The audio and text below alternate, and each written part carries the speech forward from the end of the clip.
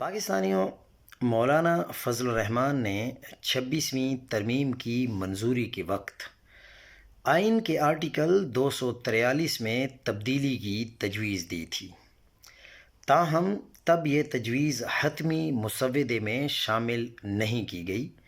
اب 27ویں ترمیم میں مولانا فضل الرحمان کی جانب سے پیش کردہ اسٹیبلشمنٹ کی پسندیدہ یہ تجویز ضرور شامل کی گئی ہے۔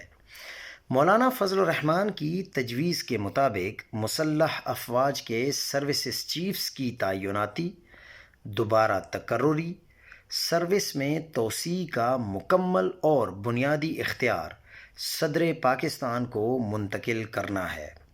آئین کے آرٹیکل 243(3) کے تحت وفاقی حکومت مسلح افواج کی کمانڈ رکھتی ہے۔ یہاں بھی تبدیلی مولانا فضل الرحمان کی تجویز کا حصہ ہے۔